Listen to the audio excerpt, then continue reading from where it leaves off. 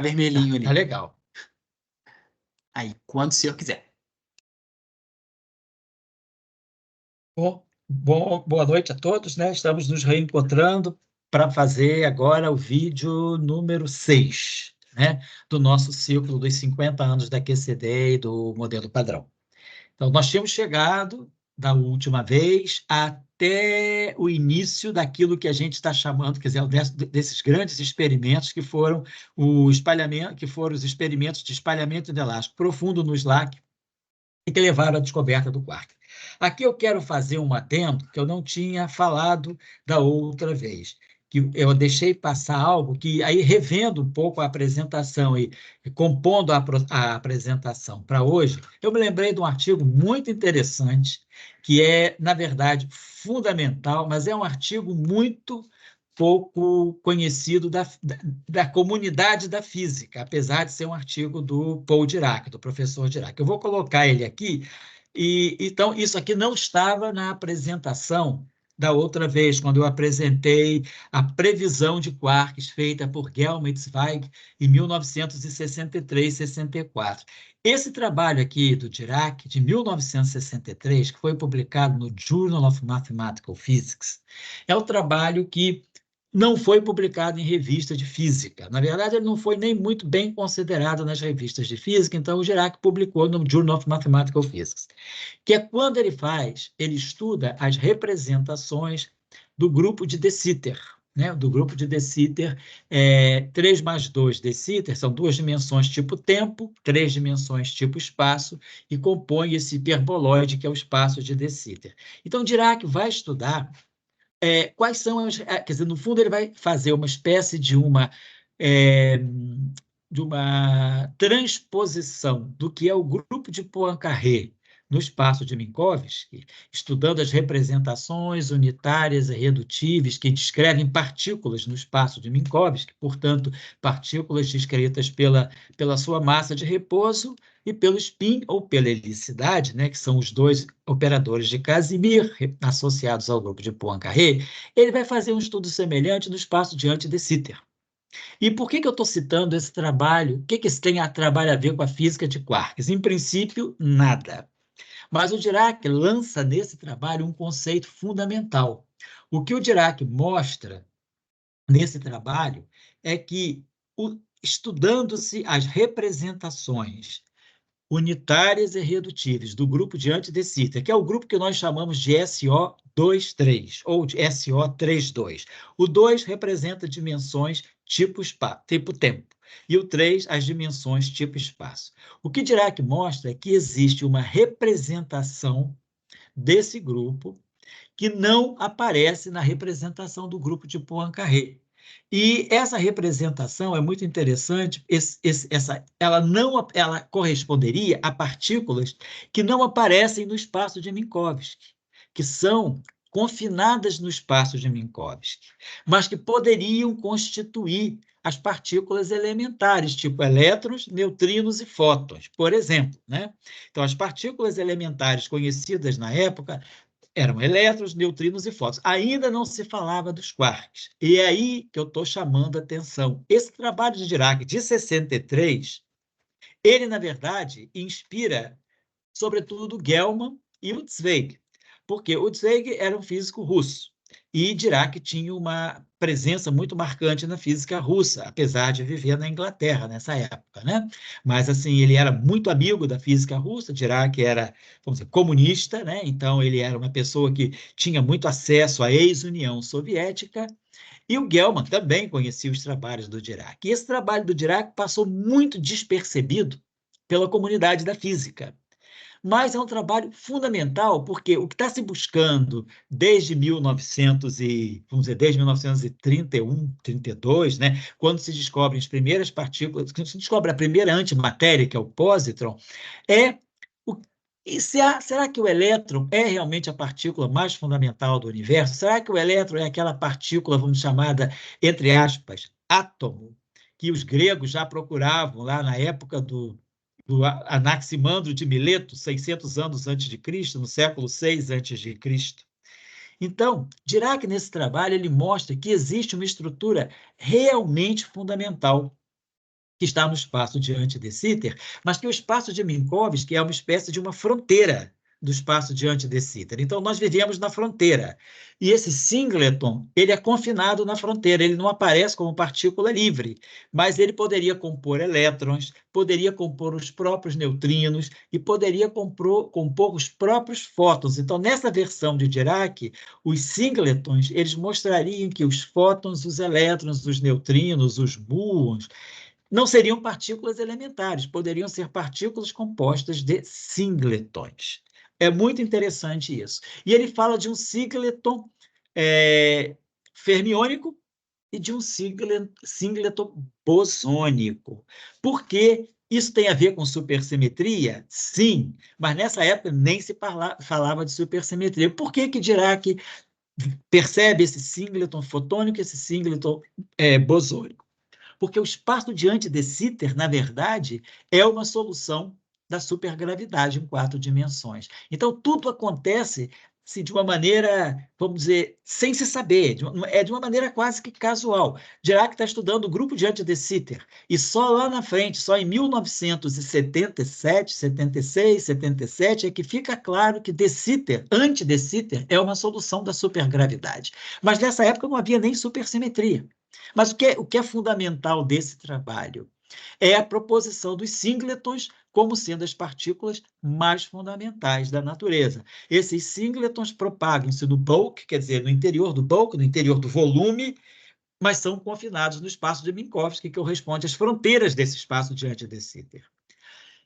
Então, Zweig e Gell-Mann, já então um pouco inspirados pela ideia de que devesse haver na natureza estruturas mais fundamentais, e já também pensando que havia uma réplica, uma replicação, né, muito grande dos hadrons, dos bários e dos mesons, e pensando no grupo SU3 de sabor, introduzido por Gell-Mann e Niemann em 1961, eles vão para a representação em triplete do grupo SU3. E aí eles dizem, podem aparecer partículas realmente mais elementares do que os bários e os mesons, que estão no triplete de SU3, na representação 3 e na representação 3 complexo conjugado, que seriam os antiquarks. O DS, o barrado, D barrado, S barrado. Mas, claro, nada a ver com singletons, mas, vamos dizer assim, a inspiração, né? Vamos dizer assim, aquele estímulo a se buscar partículas mais elementares, esse trabalho do Dirac é muito importante. Então, é um trabalho que a comunidade física praticamente desconhece. Eu me lembro que em 1997, quando Maldacena publica a sua conjectura de Maldacena, que está ligada, né, justamente a um espaço diante de Sitter 5-dimensional, mostrando que as supercordas elas podem se compactificar num espaço diante de Sitter 5-dimensional, né? Então, ele menciona um trabalho de Dirac, mas é um trabalho de Dirac de 1935, em que Dirac estuda representações do grupo de Sitter. Esse grupo 3 mais 2 de Sitter é, na verdade, o anti-de Sitter. E o item, em 1997, quando ele, vamos dizer, de uma certa maneira, traduz o trabalho de Maldacena sobre a correspondência ADS-CFT, ele já cita o trabalho correto de Dirac. Então, esse trabalho do Dirac é muito revelador, porque ele, na verdade, ele já é a base para nós compreendermos a relação entre o espaço diante de Sitter e as teorias de Young-Mills. Por exemplo, o que é correspondência gauge-gravity? Porque o que é gravidade em 5 dimensões, né, a gente compreende como teoria de Gauge, vamos dizer assim, como uma teoria conforme em 4 dimensões. E aí esse grupo, né, na verdade, o de Sitter, correspondente ao trabalho de Maldacena, é o anti-de Sitter 6-dimensional, 5-dimensional, é S2, 4. Aqui, quer dizer, os grupos de anti-de Sitter têm sempre essa estrutura, S2 correspondente ao tempo e D dimensões espaciais. Quer dizer, o grupo de anti-de Sitter, ele corresponde a uma variedade D mais 1 dimensional, onde 2 dimensões são tempo e D dimensões são espaço. E ele tem um vínculo que faz com que esse espaço que está embebido em D mais 2 dimensões seja uma variedade ou um espaço de dimensão D mais 1, não D mais 2, né? Então, ele está embebido em D mais 2 dimensões, mas ele é um espaço de D mais 1 dimensões. 2 de tempo, então ele está num espaço que tem 2 dimensões temporais e D dimensões espaciais, SO2D, mas ele é uma variedade D mais 1 dimensional. E aí, então, esse trabalho é muito inspirador para Gell-Mitzweig, então, pensarem na ideia dos quarks como sendo estruturas mais fundamentais do que as partículas hadrônicas. Então, eu não coloquei esse trabalho da outra vez, acrescentei ele. Quando eu colocar no Professor Global esse ciclo, né, de nossas reuniões em forma de PDF, essa referência, então, vai estar incluída. Eu vou deixar ela marcada em azul e verde, porque eu acho que ela realmente é uma referência fundamental, apesar de ser completamente desconhecida, praticamente desconhecida pela comunidade da física. A gente fala de física de quarks sem tocar nesse assunto, nesse trabalho do Dirac. Mas isso me ocorreu agora, quando eu estava preparando a entrada dos quarks. Então, nós já falamos da outra vez, né, dos experimentos do Deep Inelastic Scattering no SLAC, né, o trabalho de Bjorken fundamental para perceber o aparecimento de uma simetria conforme, de uma simetria de escala no comportamento das seções de choque para espalhamentos em que nós temos fótons altamente energéticos ou elétrons altamente energéticos incidindo sobre núcleos de prótons ou nêutrons. A partir daí tem o trabalho do Feynman, que estuda também as colisões de hadrons a energias muito altas, e aí o Feynman já traz a noção do que é o parton. Como eu falei, ficou nessa época, então se falava ou os partons de Feynman ou os quarks de Gell-Mitzweig. Finalmente, né, no trabalho de 1969, do Bjorken e do Pascos, né, eles identificam que os partons propostos por Feynman corresponderiam aos quarks propostos por Gell-Mitzweig. E aí também falei da outra vez desse trabalho aqui do Michael Riordan, que é a descoberta dos quarks. É um trabalho interessantíssimo assim, para se ler todo o contexto em que aparecem os quarks. Então, deixo aí como referência, é disponível na internet, é um pré-print do SLAC de abril de 1992, quando se comemorou, né, fez uma comemoração aí dos 25 anos, né, da pesquisa sobre os quarks a partir de 1967, ou em 1972 já marcou a descoberta dos quarks, foram os 20 anos também contados a partir de 1972. Depois é que eu lancei algumas coisas sobre neutrinos e, finalmente, 1970. Esse trabalho aqui também é muito importante, que é a previsão de existência, quer dizer, é um retorno ao quark com charme, que, na verdade, esse quark C já havia sido antevisto, né, no trabalho de 1963 do Cabibbo, e no trabalho de 1964 do Tariani, em que se pensa na existência de um quarto quark. Então, isso é muito interessante, eu acho que do ponto de vista epistemológico mesmo, né?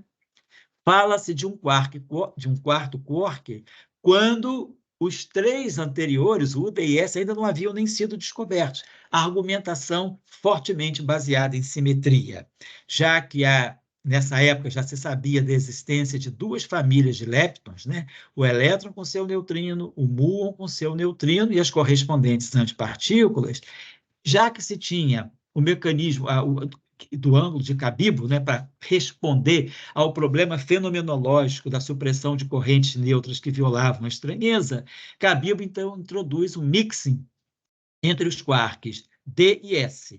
Mas o quark S aparecia num dublete, vamos dizer assim, solteiro, sem o quark parceiro, né? Que seria o quark C. Então, já o Cabibbo e depois o Tariani, em 64, falam de um SO4 e não de um SO3, falam de um SO4, então deveria aparecer um quarto quark. que é o quark C. E aí, finalmente, né, tem o mecanismo de DIM, o mecanismo de Glashow, Iliopoulos e Maiani, que é esse trabalho publicado, esse Physical Review de 1970, né? Então, eles propõem realmente, eles reforçam a proposta de existência de um quarto quark, que é o charme, né?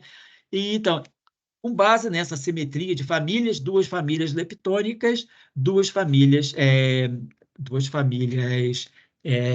de quarks, e esse mecanismo DIM é um mecanismo gráfico, né? É um mecanismo diagramático que mostra como, mais geralmente, né, as correntes fracas neutras com mudança de sabor, nesse caso não é só com mudança de estranheza, mas com mudança de sabor, elas são supressas. Então, eu teria uma corrente neutra, tipo uma corrente formada pelo quark D e pelo quark S, ou com quark U e com quark C, porque tem a mesma carga. Então, uma corrente DS ou uma corrente CU seriam correntes neutras, mas elas são supressas. As correntes fracas, elas em geral carregam, elas têm carga.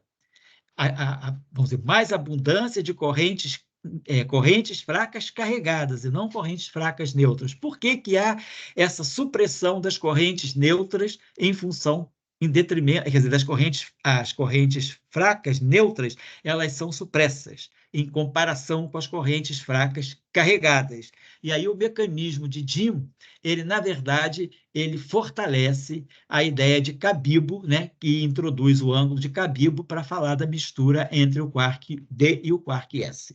Então, esse trabalho do Glashow, Iliopoulos e Maiani, ele é muito forte porque ele reaviva 6, 7 anos depois a proposta de um quarto quark, quando ainda, relembro, os 3 primeiros não haviam sido descobertos. E aí eu gosto de chamar a atenção para a importância, né, da argumentação de simetria. Quem dava todo, vamos dizer assim, o cacife, né, para se falar de um quarto quark, para se insistir na física de quarks, era a simetria. Na época, SU3, que deveria ser estendida para SU4, do momento que se introduz o charme. Em 1972, nós temos essa conferência, quer dizer, uma conferência na Europa sobre neutrinos, né? Neutrinos 72. E esse trabalho do quark, né? Não dos quarks, mas dos partons, né? Quer dizer, qual é a relação entre neutrinos e partons? Então, a ideia era que neutrinos altamente energéticos bombardeando prótons e nêutrons para revelar a estrutura interna dos prótons e dos nêutrons em termos do que Feynman chamava de partons. Então, por isso que ele fala qual é a relação, o que os neutrinos podem nos dizer sobre os partons. Os neutrinos podem nos dizer no momento em que esses neutrinos são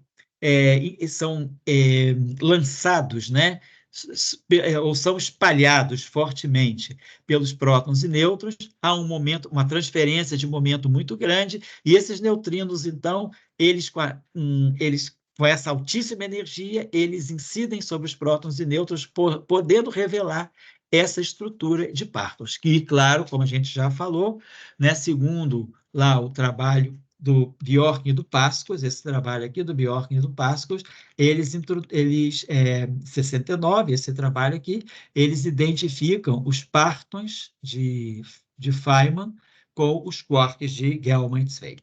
Então, é só isso que eu queria chamar a atenção. Então, esse trabalho do Feynman está nessa conferência, é um trabalho muito interessante também de ser lido, como tudo que o Feynman escreve é muito interessante de ser lido, porque tem um apelo físico muito forte. E também é um trabalho muito bom, porque ele já começa a relacionar os neutrinos, que são partículas que só têm interações fracas, com os partons, que são objetos que têm interações fortes, e também, claro, interações fracas, porque esses partons são os quarks.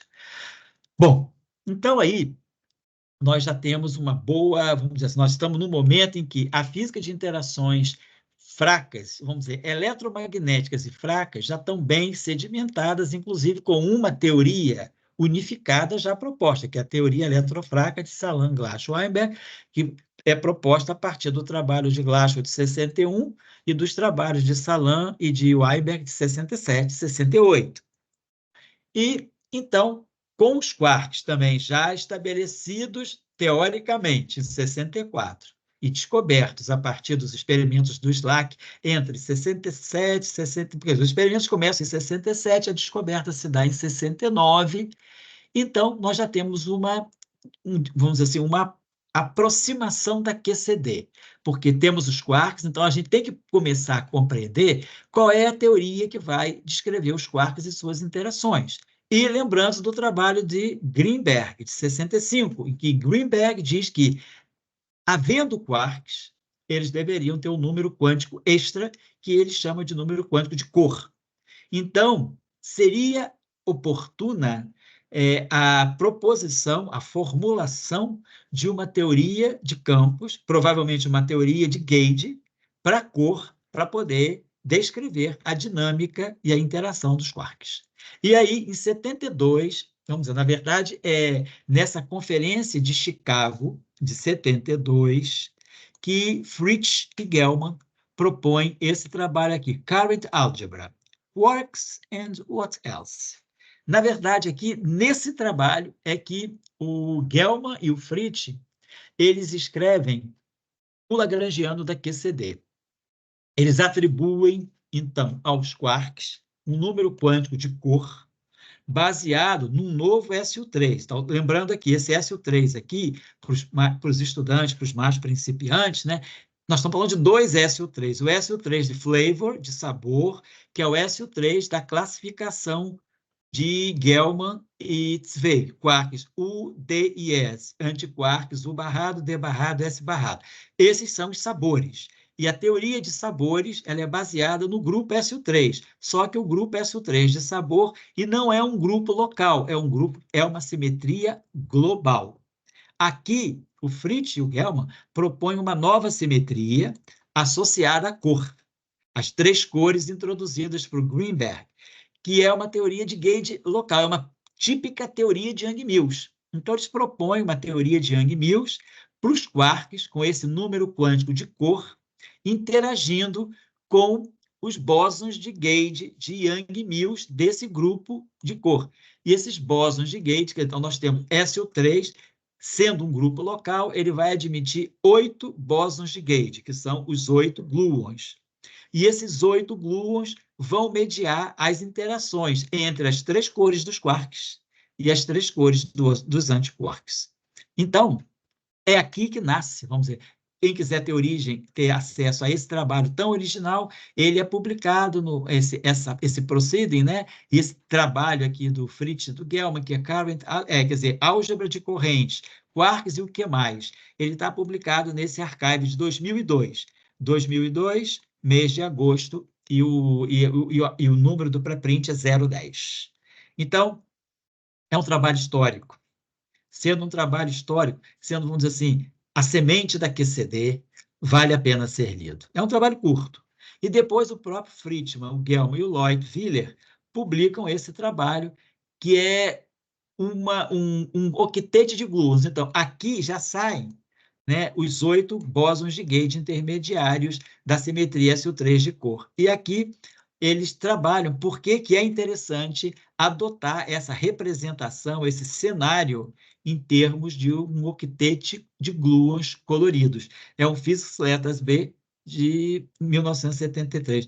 Certamente poderia, quer dizer, é o artigo que, na época, não parecia ter o impacto que acabou tendo. Ele poderia ser certamente um Nature, no mínimo Physical Review Letters, mas ele acabou sendo publicado como um Physics Letters, né? E é muito interessante. Então, esses dois trabalhos... Aqui tá o berço da QCD. Então, na verdade, né, a gente está celebrando esse ano, né, o 51º aniversário da QCD. Na verdade, são 51 anos, na verdade, 52 anos se nós considerarmos a Conferência de Chicago, que me parece, esse trabalho foi apresentado na Conferência de Chicago entre os dias 6 e 8 de setembro. Então, era setembro de 1972, né? Estava sendo, nessa Conferência de Chicago, esse trabalho é apresentado. Em 73, no início de 73, eles publicam o trabalho que dá a autointeração, mostra como os gluons da QCD autointeragem. Então, são os dois trabalhos que são, na verdade, o ponto, vamos dizer, o Big Bang da QCD. Aí, bom, a ideia é bem recebida. Então, 72, 73, né? Já com o lagrangiano proposto, para os números quânticos de cor. Então, nós temos agora os quarks, têm cor e sabor. O sabor vinha do SO3 de sabor. Porque o quarto quark ainda não havia sido descoberto. Então, ainda se falava de 3 quarks que já haviam sido descobertos, o U, D e o S. Então, temos uma simetria SO3 global de sabor. Então, portanto, sendo global, não tem campos de gauge, quer dizer, o sabor, a interação entre sabores não é uma interação de gauge, não é uma interação de Young-Mills. Mas cada sabor pode aparecer em 3 cores, segundo a QCD. E essas 3 cores, elas definem uma simetria local. Portanto, a interação entre as cores é uma interação via gluons. Então, quando os gluons, quer dizer, quando os quarks interagem trocando gluons, eles têm uma troca de cor, mas não de sabor. Os gluons não mexem no sabor do quark. Então, o quark U absorvendo ou emitindo gluons, ele continua sendo quark U. O mesmo para o D, o mesmo para o S, o mesmo para o C, e hoje o mesmo para o T, o mesmo para o B. A interação de gluons, ela mexe só no sabor de um dado, mexe só na cor de um certo sabor de quark. Então, é só para não confundir a existência simultânea de 2 SO3, tá? Bom, então, com isso, vamos estudar, então, coisas que estavam nascentes. Aqui tem uma história muito interessante, que vale a pena também ser contada, porque é mais bastidor do que registro em artigo, né? O Gross e o Wilczek, eles, observem aqui, é pena que não está na mesma página, vou tentar botar. Olha o trabalho do Gross e de Wilczek em Princeton. Physical Review Letters 30, volume 30, página 1343. O trabalho do Politzer, volume 30, página 1346. Então, um trabalho segue o outro. 2 trabalhos consecutivos. Da mesmo assunto, mostrando que, usando-se o lagrangiano da QCD, que se encontra aqui nesses 2 artigos, né, do Fritz e do Gelmi, no artigo posterior do Fritz, Gelmi e Lloyd-Wheeler, eles usam esse lagrangiano e vão estudar a renormalização e o que acontece com a chamada função beta. O que eles mostram aqui? Vamos dizer claramente o que eles mostram aqui. Eles mostram aqui que a interação de cor entre os quarks tem uma propriedade completamente diferente da interação entre as cargas elétricas. Cargas elétricas, né, vamos dizer, no regime coulombiano, à medida que elas se afastam, a interação diminui. À medida que elas se aproximam, a interação aumenta. A interação cai, a força de interação cai com o quadrado da distância, ou o potencial cai com o inverso da distância. Então, muita distância, pouca força. Pouca distância, pequena distância, força mais significativa. Nesse trabalho, eles mostram o seguinte, que os quarks, quando interagem trocando gluons, se eles estiverem num regime de pequenas distâncias, a interação tende a ser muito fraca. Mas se a distância aumenta, se torna cada vez maior, a interação vai se tornando mais significativa. Então, na verdade, é uma interação que cresce com a distância e diminui com a distância. Menor a distância, pouca interação. Maior a distância, mais significativa é a interação. Por isso que se chama liberdade assintótica. Liberdade no sentido de que as partículas se tornam livres. Em que regime? No regime de distâncias assintoticamente pequenas. Quando a distância tende a zero assintoticamente, as partículas, os quarks que têm cor, eles tendem a interagir cada vez menos, se comportarem como partículas livres. Estando muito próximas, elas se veem como partículas livres. Estando muito afastadas, elas se veem como partículas fortemente correlacionadas. Então, esse mecanismo se chama mecanismo da liberdade assintótica. E isso veio porque houve, vamos dizer assim, uma sugestão de um físico matemático. A questão vinha da seguinte maneira: num seminário, né, em Princeton, o professor Szymanczyk, Szymanczyk, não Szymanczyk, Szymanczyk estava presente e foi apresentado a ele essa situação em que partículas, quer dizer, uma situação em que partículas muito próximas interagiam muito fracamente e partículas mais afastadas se interagiam mais fortemente. E era um comportamento fora do esperado, que a gente espera que a interação em geral seja as partículas sejam mais correlacionadas quando elas estão mais próximas. É um pouco o paradigma da QED, da eletrodinâmica quântica. Mas o professor Zimanski era um físico matemático, né? Um grande físico matemático, muito conhecido nos anos 70, do século passado, mas sobretudo a partir dos anos 60, 70, ele fala o seguinte: não, esse comportamento não é um comportamento tão inesperado. Ele falou: existem modelos de teoria quântica de campos em duas dimensões, chamados modelos sigma não lineares, que têm esse comportamento de terem uma interação que é muito fraca quando a distância é muito pequena.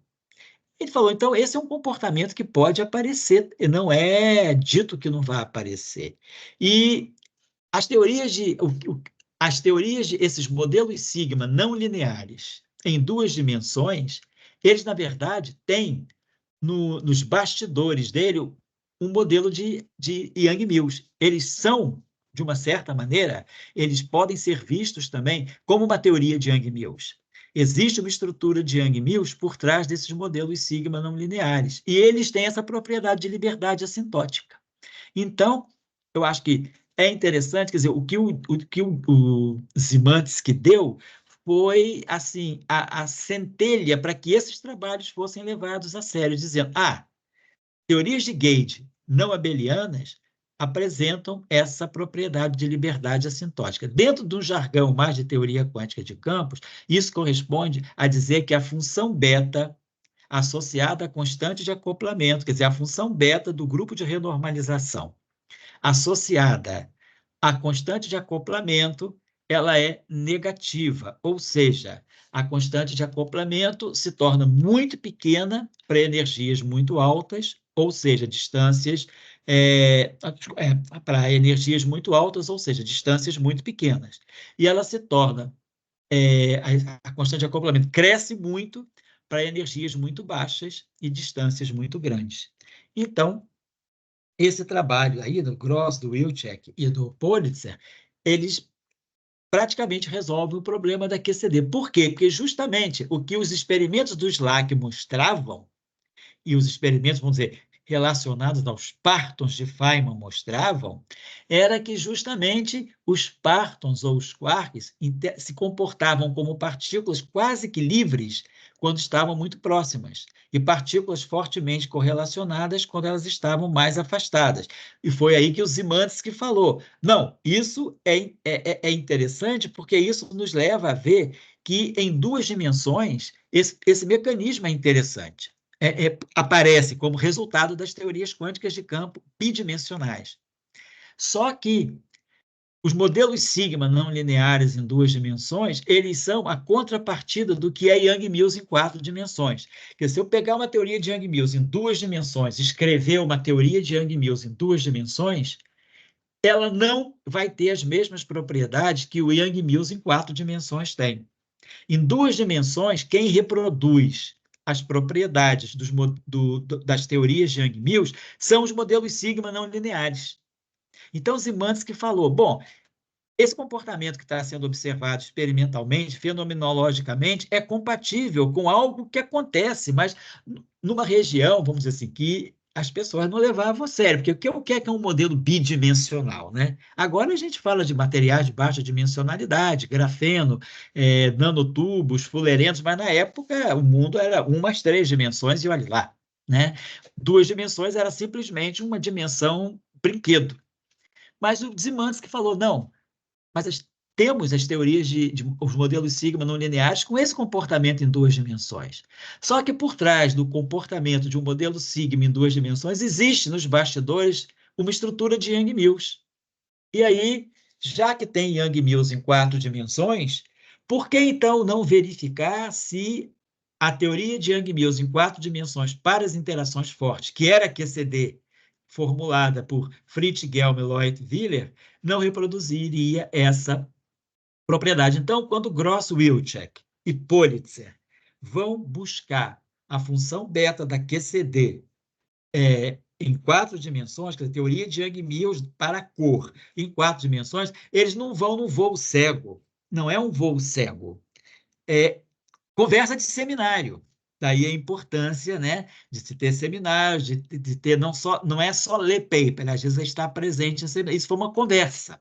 E aí os imantes que estavam na plateia falou: opa, esse comportamento que o pessoal está observando nos experimentos do Slack, ele, tudo bem, é um comportamento real, empiricamente medido, mas ele corresponde, vamos dizer, ele ilustra um mecanismo que acontece no mundo bidimensional, um tempo e um espaço, que é um mundo, vamos dizer, completamente fora da realidade experimental da época. Daí se percebe que aí Simansky, sendo um grande físico matemático, conhecendo bem a estrutura desses modelos sigma não lineares, sabia que havia uma estrutura de Young-Mills por trás dos modelos sigma não lineares, falou, não, mas isso tem uma estrutura de Young-Mills também. E aí Gross e Wilczek, e aí vocês veem que os dois grupos competiam, um sabia o que o outro estava fazendo. Então, Gross, que era o orientador de doutorado do Wilczek, e o Politzer, que era estudante de doutorado do Coleman. O Coleman não aparece como coautor, né? E o Gross e o Wilczek fazem o trabalho, e os dois trabalhos, e havia uma competição entre o Politzer no MIT e o Gross e o Wilczek em Princeton. Quem faria primeiro? Bom, acabaram fazendo simultaneamente, mandando praticamente no mesmo período para a revista, e tanto é que um aparece logo depois do outro, né? No Physical Review Letters. Então, esses dois trabalhos são os trabalhos que, vamos dizer, que dão o cacife da QCD, porque a QCD, nesse caso, que é uma teoria de gate para cor, ela descreve a liberdade assintótica.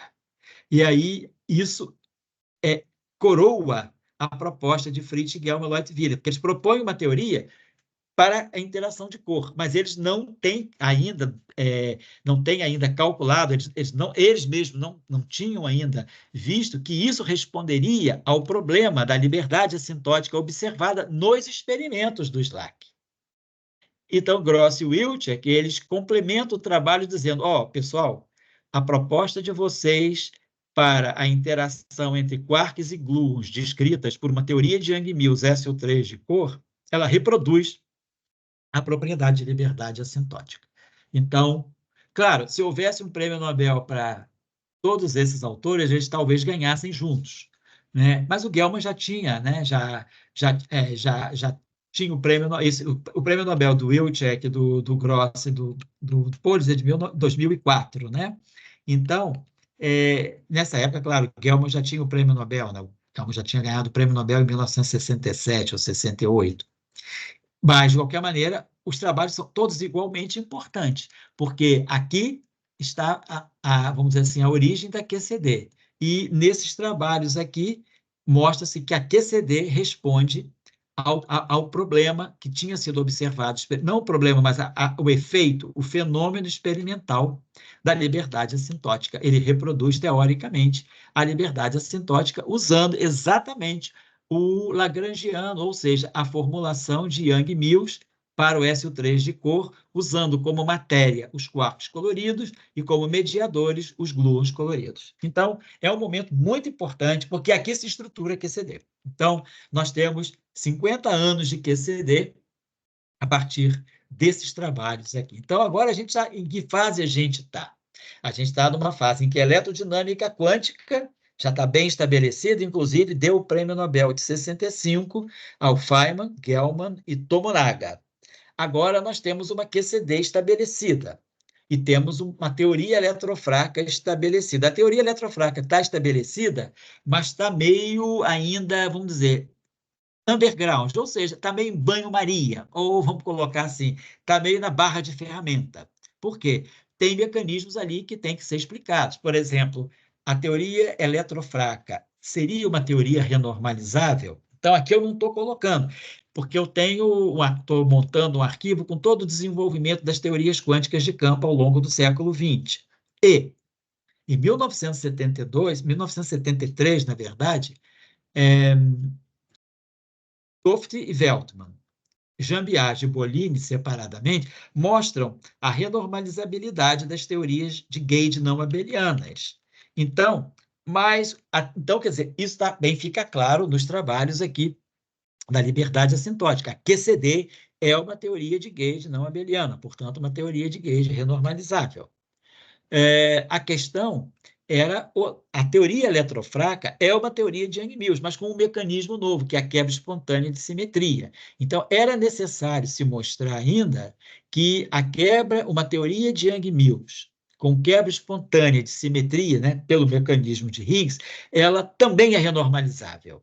Então, isso acabou sendo mostrado em 1973 também. E aí a teoria eletrofraca, ela se configura, né, como também uma teoria que, do ponto de vista do aspecto quântico, é também sensata, é uma teoria confiável, porque é renormalizável.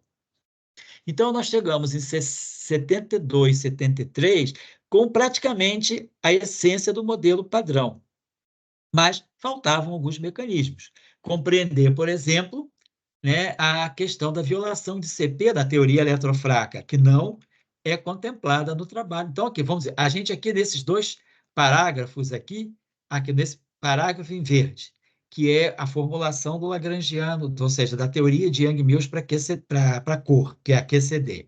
E depois, dentro dessa teoria, mostrar a liberdade assintótica, isso constitui a QCD. Então, a gente já deu um aspecto existencial para a QCD. Agora, Kobayashi e Maskawa, nesse trabalho publicado aqui nos Progress on Theoretical Physics, revista japonesa, que é a violação de CP e a teoria renormalizável para a interação fraca.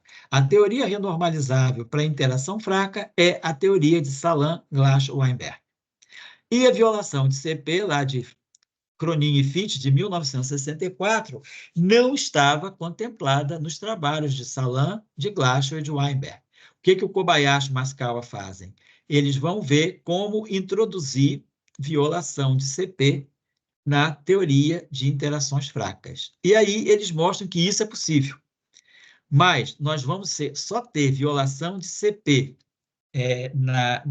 nas correntes fracas se houver pelo menos 3 famílias de quarks. Então, lembre-se, nós estamos em 1973. Ainda está se buscando charme para se constituir a segunda família. E eles aqui já estão falando que, para que aconteça a violação de CP na teoria de Salam, Glass, Weinberg, era preciso buscar que existisse uma terceira família. Então, nós estamos, assim, cada vez mais, né, vamos colocando, assim, numa palavra mais mundana, hipotecando do futuro. Porque se nem a segunda família está pronta, nós já estamos falando da terceira. Aí está a força de uma teoria.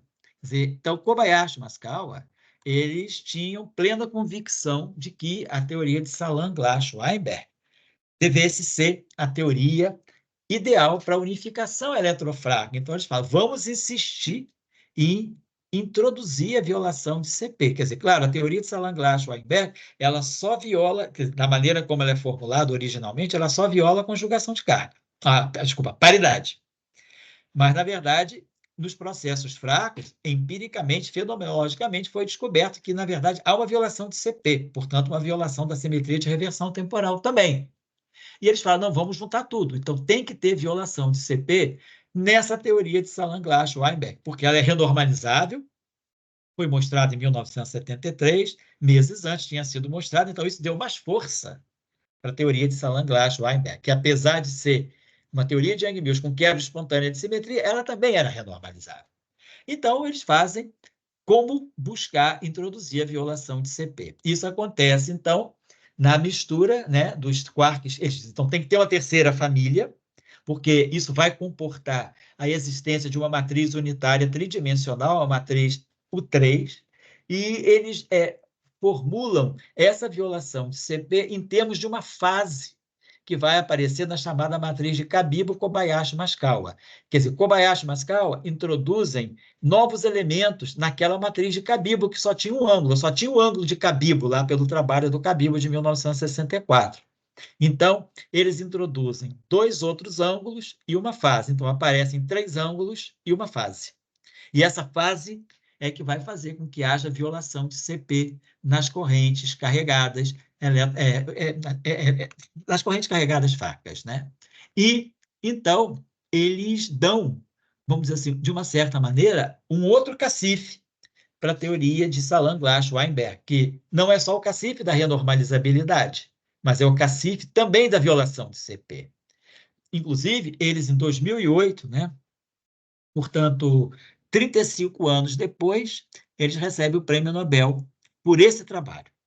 E junto com o professor Nambu, pelos trabalhos do Nambu sobre quebra espontânea de simetria e modelos supercondutores em física de partículas de 1950, que ele desenvolveu entre 58 e 61. Então, claro, aqui também o Prêmio Nobel foi concedido porque já se tinha segurança. Em 2008 já haviam sido descobertos os quarks da terceira família. Então, Kobayashi Maskawa prevê a existência de um quark T e de um quark B. O quark B aparece em 1977, é descoberto, e o quark T é descoberto em 95.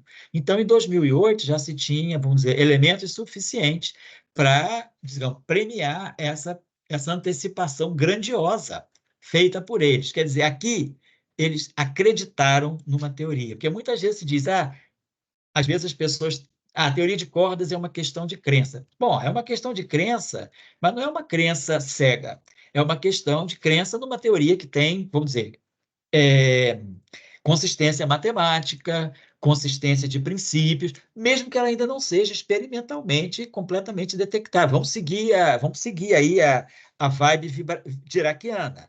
Né? Dirac dizia, uma teoria é boa se ela tem propriedades fundamentais, se ela também tem uma estética matemática. O experimento vem depois. Quem está falando isso é Dirac, não sou eu, não. Eu estou repetindo palavras do Dirac. E Dirac, a gente sabe o que ele fez pela física. Então, ele sabia o que estava falando, né? Tudo bem, pode chamar de platônico, de pitagórico, né? Nada disso é ofensa, pelo contrário, é uma qualidade. Essa qualidade pitagórica e platônica do Dirac é que fez com que ele fizesse grandes previsões, antecipações físicas e antecipações matemáticas, né? Dos dois lados. E aí, aqui sim, a crença numa teoria. Teoria de Salam-Glass-Weinberg. Tá bom, é uma bela curiosidade da teoria de campos, uma teoria muito assim, elaborada, com mecanismos interessantes de quebra espontânea de simetria, e já se mostrando que é renormalizável. Agora, quando a gente bota a violação de CP e faz uma previsão de que há uma terceira família de quarks, isso torna a teoria, vamos dizer assim, um pouquinho mais ainda, vamos dizer, fora da realidade, porque você diz, bom, mas terceira família de quarks, se nem a segunda está descoberta, será que tem o quark C mesmo?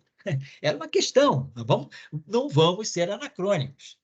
A gente tem que pensar com a cabeça da época, vamos nos colocar nessa época. Será que nós seríamos partidários dessa física, vamos dizer assim, mais diraciana, de que os avanços matemáticos eles podem estar dizendo, nos dando instrumentos para acreditar que vai haver uma experimentação e que vai haver uma comprovação experimental desses resultados, que, no momento, são meramente, digamos, entre aspas, curiosidades teóricas. Né? Então, vamos pensar diracianamente. Então, violação de CP introduzida traz a terceira família de quarks. Mais um elemento em favor da teoria eletrofraca. 1973, no CERN, no detector Gargamelle, se descobrem as correntes neutras previstas pela teoria eletrofraca. Correntes neutras, correntes formadas exclusivamente por neutrinos. Então, olha aqui, observação de interações tipo neutrino, sem míon e sem elétron nos experimentos de neutrino do Gargamelle. Porque os muons e os elétrons, né, eles estariam dando carga. Mas aqui não é uma corrente que não tem objetos carregados, é uma corrente puramente neutrínica, vamos dizer assim, uma corrente neutrínica, e que estava prevista teoricamente, né? Inclusive tem a razão, né, entre a corrente carregada e a intensidade de correntes fracas ligadas ao ângulo de Weinberg, da teoria eletrofraca, simplesmente nesse trabalho aqui experimental do Hassert e colaboradores, em 1973, eles mostram que existem correntes neutras nas interações fracas, correntes neutras puramente formadas por neutrinos. Então, isso fortalece também a teoria eletrofraca. Então, agora, a teoria eletrofraca está recebendo os seus, digamos, os seus cacifes, né? Então, o cacife da violação de CP, ainda que às custas de prever uma nova família de quarks, mas uma descoberta experimental importante agora, que é a descoberta de correntes neutras fracas. E isso aí, então, vai dando consistência para a teoria de Salam-Glass-Weinberg. Aqui, em 1973, também vale a pena colocar um resultado importante que se fala da existência teórica de óderons. O que são os óderons? O óderon é uma quase-partícula, ou seja, uma partícula uma quase-partícula é uma partícula instável, é um estado ressonante que se forma e que decai, associada digamos, a uma estrutura formada de 3 gluons. Então, esse ódio é de ímpar, né? É como se fosse uma partícula ímpar, uma partícula formada por 3 gluons, resultado da QCD. Então, a TCD tem os estados hadrônicos, que são bários e mesons formados por quarks e interação com gluons, mas podem aparecer partículas puramente gluônicas. É como se fossem, vamos dizer assim, estados ligados de fótons. Na QCD, vamos dizer, a gente teria como se fossem photon balls, né? Não glue balls, mas photon balls. E aqui a gente está falando de glue balls, quer dizer, objetos formados só de gluons, né? Estados ligados de gluons. Então, esse trabalho do Nicolescu, né, e do Lukashuk, eles falam de uma possível interpretação, né? Quer dizer, eles têm um trabalho em que há um comportamento muito especial das seções de choque próton-próton, e eles interpretam esse comportamento muito particular em termos da existência de estados ressonantes formados por 3 gluons. Isso é previsto em 1973. Os óderons só são descobertos agora, em 2021, portanto, há 3 anos atrás. Então, a gente está falando aí de uma antecipação de 2021, de 48 anos de antecipação. 1973, né? 2021. Então, em agosto de 2021, os experimentos D0 do Fermilab e o experimento TOTEM, né, a colaboração TOTEM do LHC, identificam identificam a existência desses óderons. Esse trabalho está publicado aqui. Tanto é um resultado de uma colaboração TOTEM LHC com D0 Fermilab. Óderon Exchange, e aí está. A partir de diferenças no espalhamento elástico entre próton-próton e próton-antipróton, com esses dados aqui. De qualquer maneira, é esse Physical Review Letters que marca, 48 anos depois, a existência dos óderons, né? Previstos teoricamente, quer dizer, vamos dizer, fenomenologicamente, nesse trabalho aqui do Nicolescu e do Lukashuk. Muito bem. Então, mais um resultado importante para QCD, né? Mais um que vem 48 anos depois. Aqui, então, o trabalho do Ross e do Taylor, do J.C. Taylor, né? O professor J.C. Taylor foi o orientador de doutorado do nosso colega Renato Doria, né? Fez o seu doutorado também na QCD com o Taylor, né? Estudando problemas infravermelhos na QCD. Eu vou citar isso depois, oportunamente, mas esse trabalho do Ross com o Taylor é renormalização de uma teoria unificada, né, de interações fracas e eletromagnéticas. No fundo, é um trabalho que também colabora, quer dizer, ele confirma a renormalizabilidade das teorias de gauge com quebra espontânea de simetria. Então, aqui, nesse trabalho, prova-se a importante propriedade de renormalizabilidade da teoria eletrofraca.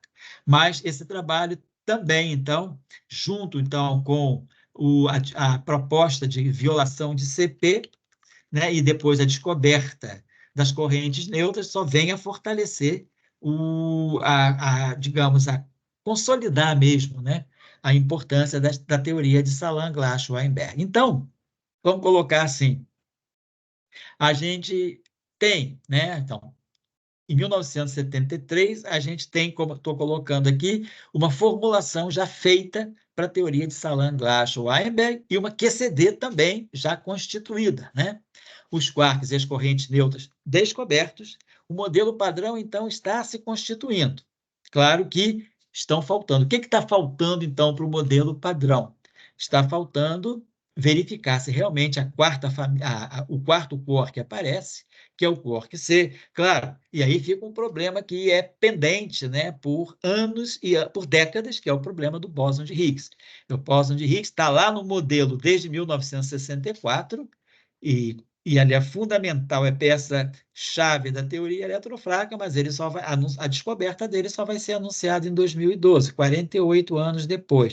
Mas então o modelo padrão está ganhando forma e está ganhando credibilidade, né? Temos uma QED bem constituída, temos uma QCD que se está constituindo bem e temos uma teoria eletrofraca que também já está se constituindo. Mas, como toda boa teoria, né, o processo é gradual. Então, a teoria está sendo montada, as peças daqui, as peças dali, teoria, fenomenologia, experimento, né? Essas três seções dialogam ininterruptamente.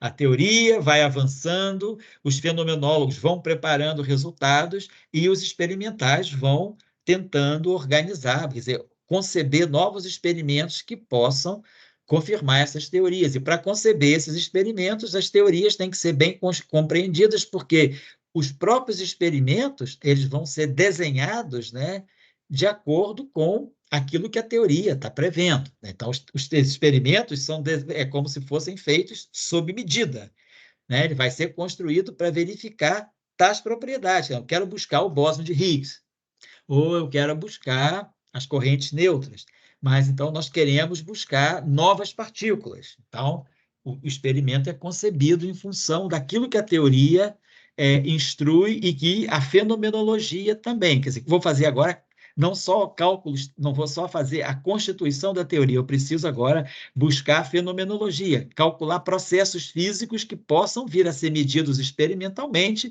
ou, se já foram medidos experimentalmente, comparar teoria com experimento, quer dizer, os cálculos teóricos já batendo com, buscando, né, confrontando-se e buscando concordar com os resultados experimentais, mas podem ser também cálculos teóricos feitos por objetos, né, em cima de grandezas que ainda não foram detectadas, e que futuramente o experimento vai dizer se bate teoria com o experimento. Então, o modelo padrão está, assim, praticamente, vamos dizer assim, no 7º mês de gravidez, né? Faltam praticamente 2 meses, digamos assim, numa escala comparativa, né? Já é vamos dizer assim, um modelo padrão já está para ser concebido. E a mesma coisa, né? Quando nasce um bebê, a gente se pergunta o que ele vai ser, né? O futuro dirá.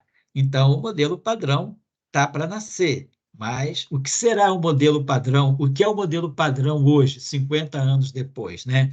Esse senhor bem estabelecido de 50 anos, né? Será que é um senhor bem-sucedido, né? Então, é um senhor que capitalizou muitos ganhos, né? Vamos discutir isso. Daqui a pouco vamos estar entrando numa fase de avaliação do modelo padrão e de futuro do modelo padrão. Quem será o centenário modelo padrão? Então, eu acho que a gente pode ficar por aqui, porque a gente abordou uma fase muito importante. Foram anos, né? Muito importantes. Nós estamos falando de um período assim rico em todos os sentidos no mundo, né? Nós estamos falando de um período que começa basicamente com a descoberta dos quarks em 68, 69, 68. Então, tantas coisas acontecendo, revoluções, né, comportamentais, né? Uma nova sociologia, um novo conceito de liberdade está surgindo, e, inclusive, dentro desses novos conceitos de liberdade, surge a liberdade assintótica também. Quer dizer, o próprio mundo hadrônico vai apresentar um comportamento, uma liberdade diferente da liberdade que se tem na QED. Então, é uma ruptura também, né, do conceito de liberdade. Então, são anos muito ricos. Nós estamos falando de revoluções estudantis, estamos falando de mundo em busca de liberdade, liberdade de costumes, liberdade de pensamento, e assim, o mundo está mudando fortemente e a física também. Então, esse período é muito importante, se consolidam 3 alicerces, né, 3 fundamentos significativos do modelo padrão: QED, QCD e, claro, o setor eletrofraco. A QED, com o setor fraco, se forma na teoria eletrofraca, e a QCD. Mas tudo isso deixando como espectador a gravidade. Então, a força de gravidade Tá de fora, está assistindo a festa do lado de fora do portão. Doida para entrar na festa. A gravidade está doida para entrar na festa. Quando é que ela vai entrar na festa? Daqui a pouco. Então, agora está para chegar uma outra grande revolução, né? Junto com a revolução hippie, né? Nós vamos ter daqui a pouquinho a Revolução de Novembro de 1974, que vai ser a descoberta do quark C. Não é mais uma descoberta, é a descoberta. Por quê? Porque esse quark C está sendo esperado há 10 anos. E a descoberta dele era muito fundamental para dizer estamos no caminho certo. Essa gestação vai dar um bebê bom, vai dar um bom bebê, vai nascer um bebê sadio, né? Se o quark C não fosse descoberto ainda nessa época, né, talvez a gestação do modelo padrão não fosse uma gestação de 9 meses, seria talvez uma gestação de, quem sabe, de 18 meses. Mas a descoberta do quark C foi muito importante para consolidar o caminho que estava sendo seguido para a constituição do modelo padrão. Então, no nosso próximo encontro, que eu vou combinar com Santiago, né, nós vamos passar, então, para falar da descoberta do quark C nos experimentos do Brookhaven, né, com Richter, e nos experimentos do SLAC com o Ting, Samuel Ting. E depois, acho esse trabalho muito interessante, o trabalho do Richter, a Nobel Lecture de 76, quando ele ganha um prêmio Nobel pela descoberta do quark C, a descoberta da partícula J-psi, né? Então, vamos falar um pouco sobre isso, porque isso aqui vai nos pedir um pouco mais de discussões sobre essa questão ligada à matriz de Cabibbo, Kobayashi, Maskawa. Então, é um momento muito importante para as interações nucleares fortes e, claro, para as interações fracas também, porque com a descoberta do quark C, a previsão de Kobayashi e Maskawa de existência de uma terceira família, ela fica mais, vamos dizer assim, uma previsão mais sustentável, porque se já apareceu o quark C, significa que estamos no caminho certo. E o Kobayashi e Maskawa, para preverem a terceira família de quarks, era fundamental que houvesse o quark C. Eles precisariam dessa simetria SU2 está presente no setor de quarks, né? Então, nós temos um dublete de quarks, o ID, e um dublete de quarks, C e S, onde esse quark C, o quark D e o quark estranho, eles se relacionassem pelo ângulo de Cabibbo. E aí, claro, eles preveem uma terceira família. E aí entra não mais uma simetria SU2, mas uma matriz U3 que vai relacionar os quarks inferiores, o quark D, o quark S e o quark B, previsto, então, por Kobayashi e Maskawa, junto com o quark T. Então, a descoberta do quark C é muito importante, porque ela cacifa também, na verdade, os esforços de Kobayashi e Maskawa para introduzirem a violação de CP nas interações fracas, né? Então, a gente vê que assim, está tudo interagindo, né? Todas as partes estão se falando, todas as partes. Então, está saindo o modelo padrão, né? Com as suas, vamos dizer, com as suas peças fundamentais, teoria eletrofraca e a QCD para as interações fortes. Então, vai ser interessante a gente falar da Revolução de Novembro de 74, e esse trabalho aqui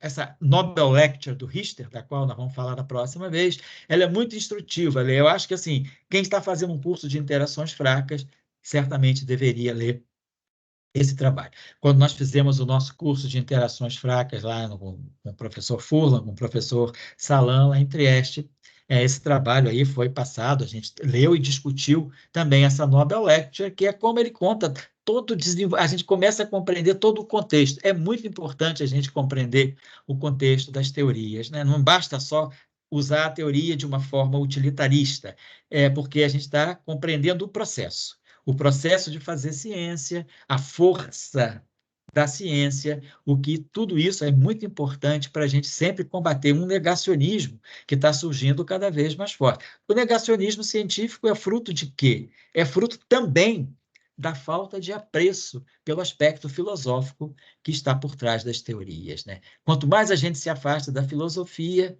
mais a gente se afasta, na verdade, da ciência, né? A gente não adianta só fazer cálculo, usar computador, fazer malabarismos, né, de cálculo computacional ou de cálculo analítico para dizer que a gente está fazendo ciência. Compreender o processo da ciência é uma coisa muito importante. Aprendi, assim, e prezei muito que o professor Salan tenha colocado isso muito claro nas nossas mentes, né, na nossa formação lá em Trieste, compreender o contexto, compreender como as partes da física se falam, como as partes da física interagem. Não tem física mais importante, não é física de partículas, não é física teórica, não é física matemática, não é física de matéria condensada, não é física nuclear, não é ótica, não é ótica quântica, não é física de plasma. Todas as físicas se falam, né? Uma vai buscando elementos da outra, claro, por uma questão disciplinar, a gente aprende a compartimentação, né? Mas depois a gente tem que aprender, né, a interagir, né? Quer dizer, eu acho que a importância de compreender a evolução. A física matemática aqui foi importante? Foi. Vamos lembrar, Dirac era também um físico matemático, Dirac era um filósofo, era um físico matemático, era um físico teórico. Ele só não era físico experimental, isso não. Ele não conseguiu ser, não estava não tava na trajetória dele ser, mas ele era um filósofo, assim, os trabalhos filosóficos de Dirac são fundamentais, né? A visão dele de natureza como um físico teórico, o trabalho de física matemática, o trabalho dos singletons, o papel importante, vamos dizer assim, a dicasinha, né? A conversa de chazinho de seminário do Zimanski para dizer, não, olha só, esse comportamento, a teoria de campos bidimensional prevê. E por trás disso tem uma teoria de Yang-Mills. Então, vamos olhar a teoria de Yang-Mills com mais detalhe. E foi o que o Wilczek e Gross fizeram, e contemporaneamente Coleman e Pulitzer fizeram. E aí aparece a liberdade assintótica. Então, falam-se todas as físicas aqui: física teórica, fenomenologia, física experimental, física matemática e filosofia, né? A gente sabe o quanto essas pessoas que construíram a teoria sabiam e prezavam a filosofia. Caso do Salam, caso do Dirac, caso do Wigner, caso do Young, caso do Heisenberg, Bohr, vamos lembrar Pauli, vamos lembrar de todos os grandes nomes da física e ver qual era a ligação que ele tinha também com as humanidades, né? Então, Pauli, por exemplo, tinha uma interação muito forte intelectual com Jung. Então, a gente sabe, o, o Dirac, uma interação muito forte, né, com a filosofia da estética, né, com as artes também, né? Então, Bohr, Niels Bohr e esses grandes, o Young, né? Todos esses grandes, o Chandra, né? O Chandra lá dos buracos, dos colapsos estelares, né? Então, esses grandes físicos, eles sabiam, então, eles falavam uma linguagem universal, tinha um Esperanto aí, que unia física teórica, física matemática, física experimental, fenomenologia e filosofia, humanidades. Então, é isso que eu acho que é importante a gente perceber o aspecto, né? Olhar esses trabalhos assim de reflexão desses grandes construtores de teorias, como foi o caso, né, do Young, quando ele escreve aquele artigo My Life as a Physicist, né? Quer dizer, quais são as reflexões? Eu me lembro da conferência lá de Eritch, em 1982, em agosto de 82, eram os 80 anos do professor Dirac, os 60 anos do professor Young. Então, a gente teve uma noite assim inesquecível, né? My Life as a Physicist. Quem falou? Falou Young, falou o Wigner, falou o Dirac.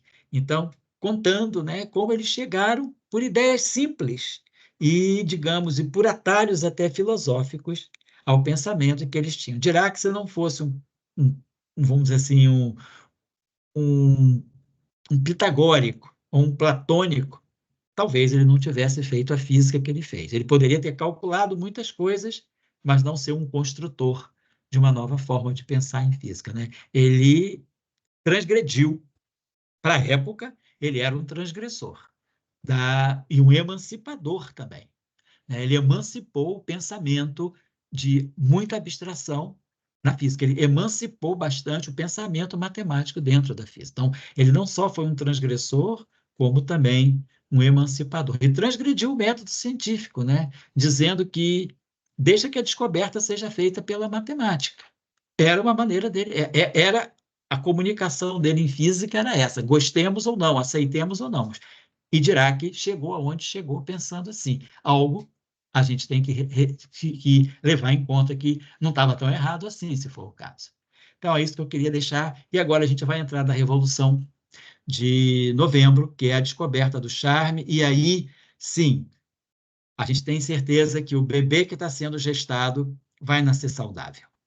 Então, por hoje ficamos aqui. Agradecer ao Santiago aí por mais essa parceria nessas noites de sábado e agradecer também aos colegas que vêm assistindo e alguns mandando e-mail, trocando algumas ideias, que o papel da gente é esse, justamente gerar um diálogo, sobretudo com os estudantes, às vezes que são mais jovens e que estão em locais mais afastados dos grandes centros, né? Então, estudantes que são, às vezes, de universidades, onde tem, às vezes, um ciclo de seminários que não é tão, assim, tão quente, né? Um ciclo de seminários que é tão frequente, às vezes o estudante, e às vezes o estudante no curso, né, não tem tempo de ficar lendo archive, não tem, às vezes, nem desenvolve no estudante, assim, no estudante de graduação, a busca dos artigos do archive para saber o que está acontecendo, mesmo que não entenda, né, mas para ouvir o barulho.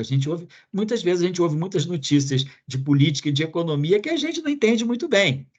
Os especialistas entendem, vamos dizer, quem faz ciência política, quem faz economia, quem faz sociologia, antropologia, entende, mas às vezes a gente entende que está acontecendo alguma coisa e procura entender seguindo essas pessoas. E o estudante precisa também saber que as coisas existem para eles buscarem e valorizarem. Então, o papel da gente aqui tem sido um pouco esse, gerar esse diálogo, e a gente tem recebido alguns e-mails interessantes são poucas pessoas que estão seguindo, mas os que estão seguindo, eu tenho recebido um bom retorno, não no sentido de receber elogio, nada disso, mas no sentido do retorno de pedindo mais referência, ou pedindo alguns esclarecimentos, ou se eu posso mandar um artigo mais técnico, mais assim, explicativo daquilo que eu chamei a atenção aqui nessas discussões mais de linha histórica, de linha do tempo.